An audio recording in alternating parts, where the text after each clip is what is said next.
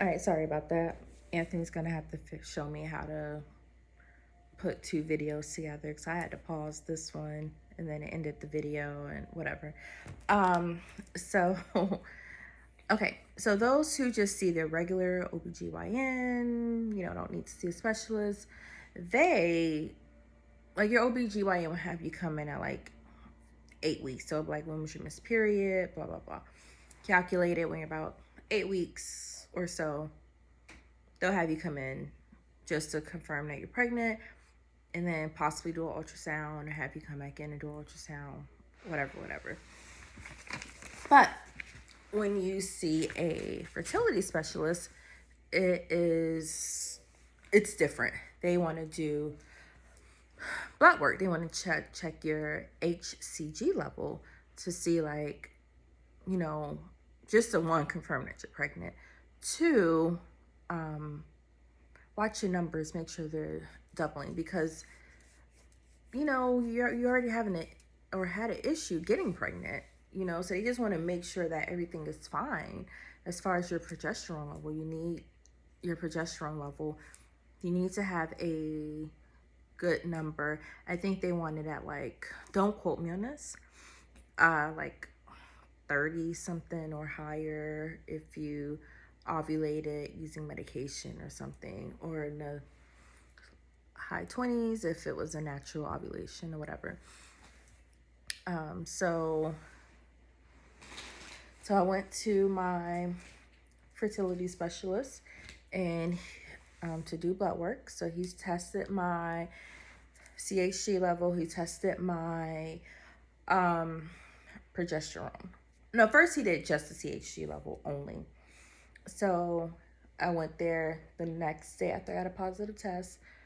I went there early in the morning, like 7 a.m., super early.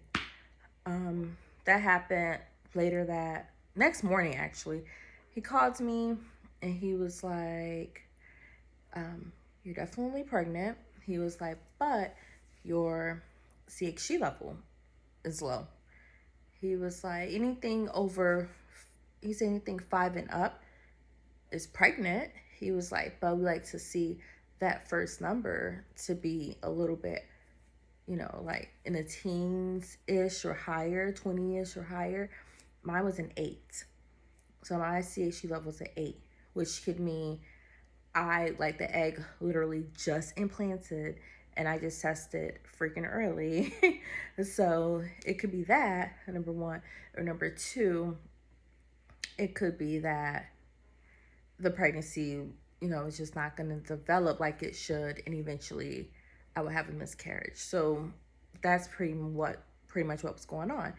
And of course, we don't know until we do some more blood work. So basically how it works is every 2 days your CHG level is supposed to double. So like I told you, mine was at 8. So the next time I went to get blood work, it should have been a 16. And then 2 days later, 16 plus 16 is 32. So it should have just been doubling until the numbers got higher. Okay, so did my blood work, did my progesterone test. My progesterone was like a 14, so that was low considering how I ovulated using medication, so that was low. And then after that, my next CHG level was higher. It was like in the 60s. The next one was like in the 60s or something. Like it was definitely soaring. So that was good. No issue with that. But I just still, I don't know, I wasn't really too excited. I just didn't feel something was right about this pregnancy. Even though it was my first time ever being pregnant, but you have your intuition. So that happened. So I also started looking for a OBGYN as well because the fertility specialists, they're just there to help you get pregnant. And after, like, it varies per doctor. So the way my doctor does it may not be the way your doctor does it. But sometimes it depends. between like 12 or 15 weeks or something, you may graduate from a fertility specialist and go see just your OBGYN. So I started looking for an OBGYN because I'm not from this area. Like, we just moved to this area. Like, we had just been living in the area for like a year prior to me getting pregnant. So I didn't, or less than a year. So I didn't have a OBGYN at the time that was local. I had one that was like an hour and a half away. And I liked the doctor, so I didn't mind commuting to go see that doctor once a year, or if an issue came up or something. But, you know, for pregnancy, you don't want to have a doctor that's an hour and a half away. So I found one that was closer. And so I called that office and they were like, you know, when's your last period? I told them. And so they had me come in fairly early. They had me come in at like 6 weeks.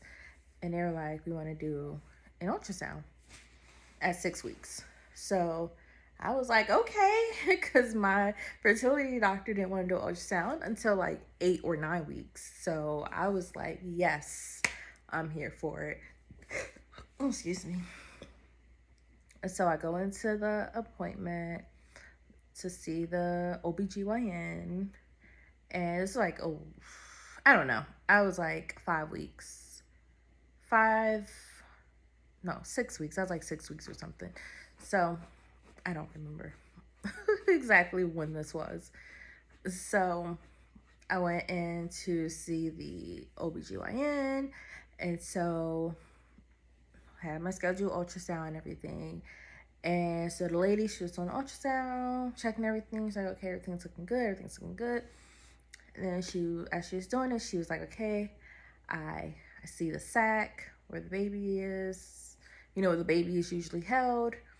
And then she was like, I see a fetal pole forming, but I don't see a complete fetal pole yet or anything. So I'm like, okay. She's like, maybe you're too early. So she's like, maybe you didn't ovulate when you thought you did, or, you know, you're not as far along as you thought. And so as soon as she said that, I knew something was wrong because I know my days to a T, like to a T. So I knew something was wrong, but I was like, okay. So because I do have high blood pressure, they were going to have me get with a high risk doctor anyways. So the OBGYN was like, we'll have you come back in, but I also want you to go ahead and get established with the high risk doctor. And I was like, okay, cool, no problem. So this is like in May at this point. We're in May. So I don't know, a week or two later, I don't know, I wasn't feeling right. Like I had like light cramping, but also anytime Anthony and I would partake in adult activities, I would bleed a little bit.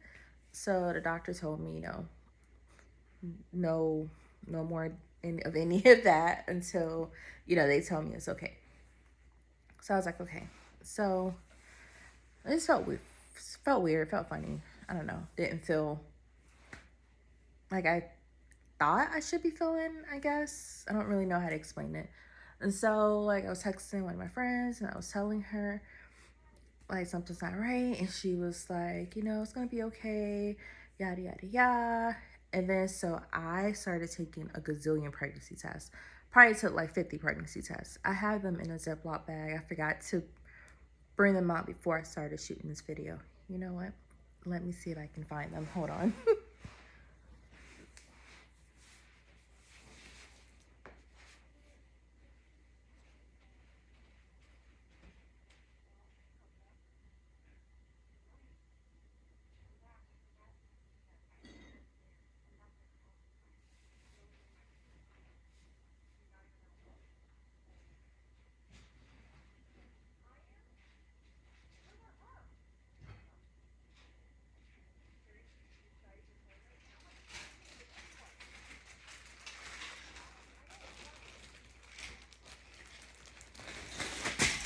I'm back.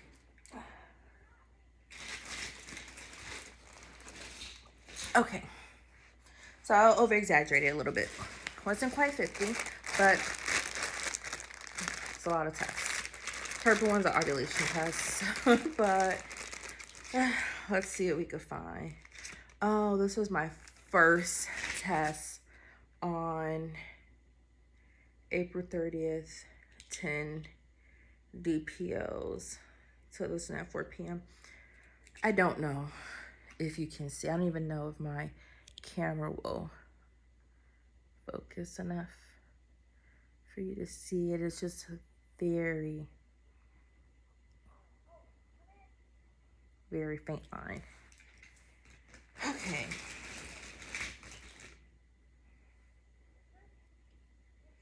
Okay, so this one was the next day. You probably can. I know there's a glare from the window, but you probably can definitely see the line on this one. And that one was on 5/1, May 1st. I'm not gonna show you all of them because I was a little obsessive. Oh, this one I took, 9 DPO was the very first test I took. And I was like, I don't know, it just looked gray. You can't see anything on this one at all. I'm not even gonna try to manipulate the angles, but that was the very first test. That's the test that made me say,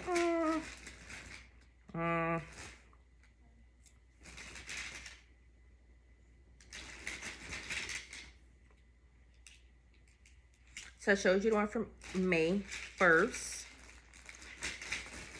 By May 2nd. See that? Getting darker.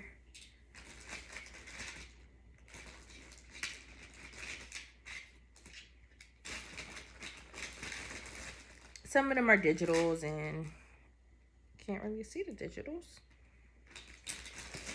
Well, you can see it, but the battery is set now, so there's no point. Oh, this is another one from May 1st. Took this one at 5 a.m. And then May 4th. Look at that. You don't even have to look hard. It's right there. Bam. May 4th.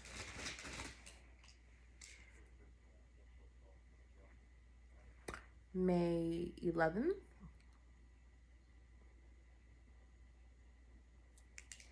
Sorry, I have to see the dried up pee on my test, but these other ones here, I didn't put any dates on them. This was a cheap one from Walmart. That's like 88 cents. This is on May 4th. And these two, I don't remember when this one was. I didn't write a date on it. And then this one was May 19th. So as y'all can see, I have more tests than this, but as you guys can see, I was taking tests a lot from my first positive on May 30th to what's the latest one, May 19th, I think I showed y'all. Yeah, May 19th. So, I was taking those tests religiously. Because I don't know, I just felt like something wasn't right. And so I was telling one of my friends, and at one point she was like, Chantel, you can't be so negative. It's almost like you want yourself to not have a successful pregnancy. And I don't know. I understand where she was coming from, but also at the same time, I just feel like, only you know how you feel.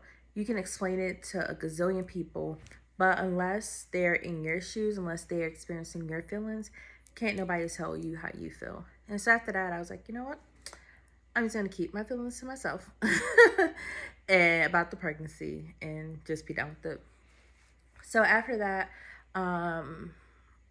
it was like a Friday night. I told Anthony, I'm like, look, I don't know. I still feel like something's not right. I said, I'm having these little pains. They coming and going. I said, there's places where you can go like get a ultrasound done yourself. You know, it doesn't have to be through a doctor. They have like little independent places who do ultrasounds. I was like, let's go get one done. And he was like, no, it's a waste of money. Just wait till your next appointment. So I'm like, okay, whatever, you know. So the next morning I get up, I go to the bathroom, and I'm like bleeding. Not like spotting, but like red blood bleeding. Um, and I told him to come in the bathroom, and I showed him. He was like, oh my God, let's go to the hospital. So this was on May 26th. May 26th. So we go to the doctor. Well, we go to the hospital. They do an ultrasound. They're like, exact same thing. They're like, you're measuring 5 weeks and 4 days. At this point, I should have been at least 7 weeks. So, and it was like, you're bleeding. So it's a threatening miscarriage. So they're not going to diagnose you with a miscarriage, but they call it a threatening miscarriage. Anytime you go to the hospital because you're having bleeding, spotting, cramping, they're gonna most times, you're early, they're most times gonna call it a threatening miscarriage, even if you're not miscarrying. So just be mindful, be careful when you go to the emergency room. They do like to throw that word around a lot. But anyway, so did the ultrasound. My ultrasound looked exactly the same as the one at my doctor's office a week or two prior to that. So I knew what it was. At that point. Plus I was bleeding. And they checked my HCG level. At that time, it was in like the thousands, like 2,000-ish. But when I went to my OBGYN, he checked my levels. I don't know why. Like I said, they usually don't do it. But he checked my levels and it was like 4,000. So even my levels had started to drop. And with it being in the thousands, you should definitely see a fetal pole. You should see a baby forming. You know, you should definitely see that. You may even pick up a heart rate at that point. Sometimes not, but sometimes you can. So, but with me just having just a sac and the form of a fetal pole, and that's it, you know. So I, of course, was upset. And, you know, when Anthony and I were leaving the hospital, they gave me some pain medicine because I was in pain.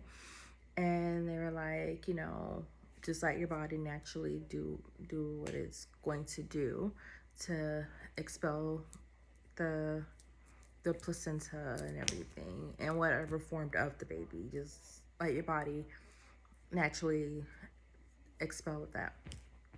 So I was like, okay. So me and Anthony were leaving the hospital, and he was like holding my hand, and he was like, I'm so sorry for questioning you and not judging, but questioning your feelings and not believing what you were saying. And I said, it's okay. I was like, just going forward, you know, if I'm telling you about my body and how I feel about something, just believe me, just support me. And so we're good on that. So, okay, so that happened. This was on like a Saturday. So of course I couldn't call any of the doctors. So that Monday I called my OBGYN, and I called the fertility doctor. So fertility doctor, he got me in first, and he did an ultrasound. It looked the exact same again. So he was like, yeah, you definitely should be, you know, further along, closer to 8. At this point, like I said, this happened on a Saturday, and I was like 7 weeks, 1 day or something like that. So by the time I see my fertility doctor, I should have been like 7.5 weeks, almost 8 weeks. And the baby everything was still measuring 5 weeks and 4 days or something like that. So he was like, yeah, you know, I'm very sorry, you know, you're having a miscarriage. And of course I was upset and everything. And so he was like, These are the options. We can let your body expel of it naturally, or we can give you this medications, pretty much medication that they give people who want to have an abortion and they want to take like the pill form, you know, to expel of everything. So he said we could do that, or we could do a DNC. And I said I want to do a DNC. I said I'm already starting to experience pain, and also I don't think I could handle just bleeding and possibly being able to recognize like the placenta and whatever had formed of a baby. Like, I don't think I can handle that. So I just told him I want to do a DNC. So he said, okay, I'll get you in Friday to do a DNC. So schedule him. Well, I schedule with him. Anthony is able to take off of work. Cool. We go and we go to the hospital to do the DNC. So mind you, I'm in a lot of pain and nervous. I'm upset. Everything. So, oh, rewind. So scheduled with him to do the DNC. I seen him on a Monday and scheduled the DNC for that Friday. So in between that time, I also did go to my OBGYN, and he said I do my surgeries on Tuesdays, and I was seeing him on a Tuesday already. So it would have to be for like the following Tuesday if I still needed it.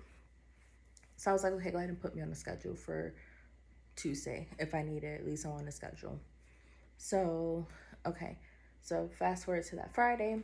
We go to the hospital, whatever. Well, it's not a hospital. Rewind. It's a surgical center. So it's where like quick outpatient surgeries take place. It's not a hospital, so it's not equipped for life or death situations or things like that. So we get there, they start prepping me to take my blood pressure. Blood pressure is a little bit on the high side. So they're like, we're not comfortable with putting her under anesthesia, yada, yada, yada, because of the blood pressure. And the doctor was like, oh, we can do it with just local anesthesia. She don't really have to be asleep for this. I said, no. Not doing that without being put under, sorry. So, okay, so that happened. And then so he's like, so basically the surgical center was like, no, we can't do it.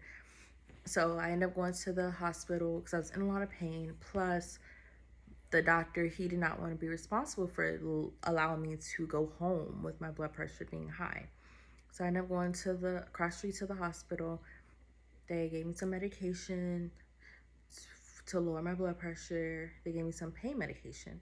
When the pain medication kicked in, my blood pressure did start to drop or whatever. So they sent me home with some more Percocet or whatever. But listen here, let me tell y'all something. Basically, he was like, you're having contractions. Your body is trying to expel the baby or whatever. Let me tell you something. Contractions and Percocet, Percocet cannot touch those contractions. You feel me? So, not really sure why they gave me Percocet. Because I was still in a lot of pain. And it was like every freaking 3 to 4 minutes. So once you think it's over and you could sigh of relief, no. Here come these things knocking at your uterus all over again. So that happened. So I'm like, oh my God, can't take this. So the OBGYN, he's like, listen, if they get your blood pressure under control, let me know. I'll come back over to the surgical center. Did I say OBGYN? I don't know what I just said. But we're talking about the fertility doctor. Fertility doctor. I'm tripping right now. Fertility doctor said that they get my blood pressure lowered, then call his office. He'll come back. He'll do the D&C. So they get my blood pressure lowered. The emergency room doctor called him and was like, hey, she's good to go. He was like, yeah, I'm getting ready to leave. I have a conference to go to. I have to go to it out of town. So just let her know, call my office on Monday. So, I am furious. Anthony is like, let him know he is fired. Blah, blah, blah. Like, Anthony was furious. Like, we're done. We're not dealing with him anymore. He's fired. So I'm like, oh, Lord. Okay. I'm like, I just want this situation taken care of. So that happened, and I can laugh about it now because, it's been over a year and I've had time to process everything and accept everything. So yes, it's sad, but I'm okay with dealing with it. I'm okay. So just so you know, she's like, oh my gosh, she's talking about her miscarriage, but yet she's smiling, she's laughing, it's okay. I'm okay. So, okay. So that happens. Thank the Lord that I kept my appointment with my OBGYN. So I was like, I'm not dealing with this fertility doctor and this D&C. Like, I need this taken care of now. So the weekend comes and goes. I'm dealing with this pain, so much pain. And I'm still bleeding, but it's blood. It's bright red, but it's not enough for me to, it was mostly when I wiped, it was red, but like if I wore a pad or a panty liner, it wasn't much. So I know my body was not doing what it was supposed to do. So it was just a miserable weekend. So Monday comes and goes, and Tuesday comes. I have my appointment to go to the hospital, the actual hospital, to meet the OBGYN. So Anthony, he had to work, so he wasn't able to take off again, which is understandable because he was able to get Friday off. But to try to get Tuesday off suddenly, it wasn't able to happen. But my mom, my sister, they were able to come with me. And because I had told them on Mother's Day that we were expecting. They were like pretty much the only family who knew. I hadn't told Anthony's family. I didn't really tell anyone else in my family. And so when everyone sees this video, I'm sorry, it just didn't work out the way I wanted it to. I wanted to tell everyone. It's happened in May. So I wanted to tell everyone like around Father's Day, which is what our plan was. But I'm sorry, it just didn't work out that way. So we go to the hospital, yada yada yada. Put me under anesthesia, take me to the back, do the procedure. I wake up from anesthesia. I immediately start sobbing, like I'm crying. So they take me to the back. They let me stay back there for a little bit because they think that I'm crying because I'm in pain. So they give me some more pain medicine. So they take me back to my room, wheel me back to my room. My mom, my sister's in there. And I start crying some more, sobbing. And he was like, what's wrong? What's hurting you? I was like, I'm sad. I'm so sad. Like, I just had to have this procedure to make it official that I lost the baby. I said, I'm just so sad. I was just crying, like sobbing my eyes out. Like, that was tough.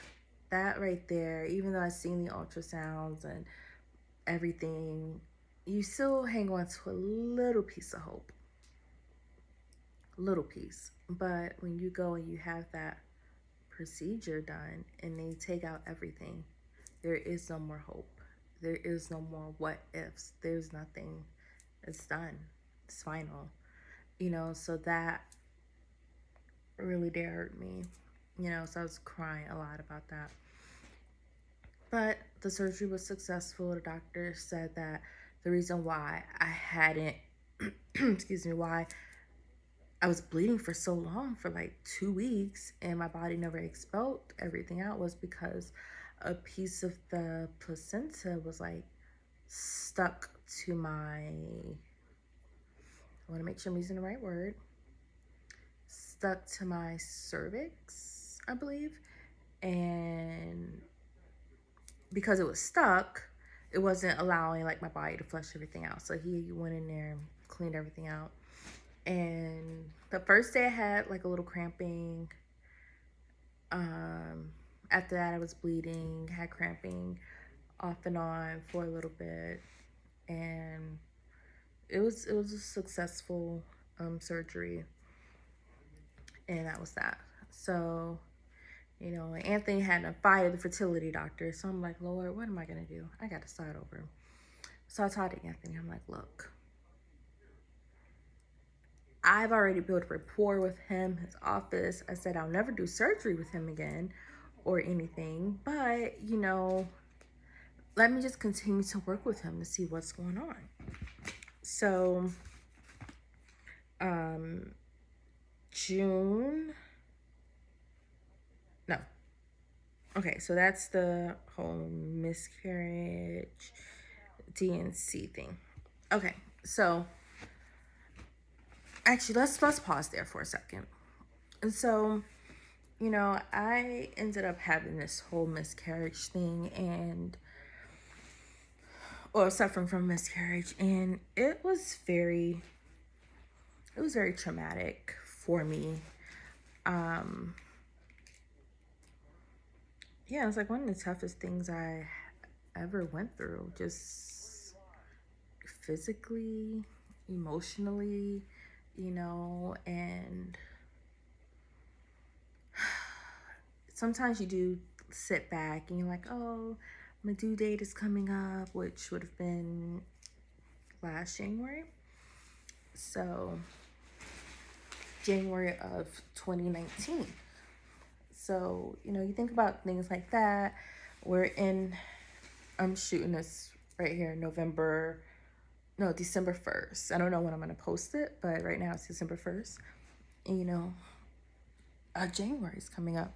My due date was January 11th. So, you know, the holidays can be tough at times.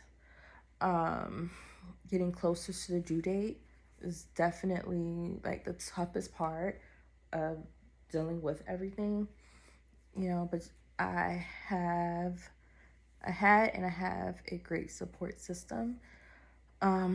Started seeing a therapist. She was amazing. Anthony and I went to see the therapist together, and she's been great. I still see her just for personal stuff. I still see her. But yeah, so that's what happened. That's why I've been MIA, really, because that miscarriage really took a lot out of me. Sorry, I know you're like, why does girl keep moving? Because my foot fell asleep when I was sitting like this the first time. My legs are crossed. So my foot fell asleep. But, yeah, you know, that's pretty much all I want to say about that. I don't want to talk about it too much because it is still a sore spot for me, though I did say I'm okay. You know, I'm able to talk about it, but not for long periods of time, you know? But that's pretty much why I've been MIA. That's pretty much what happened the last time we spoke. And next time I see you, I will be talking about what happened after that. And then I'll do another video about where we are now. And again, just want to thank you guys so much for all of your support and your love. And love ya.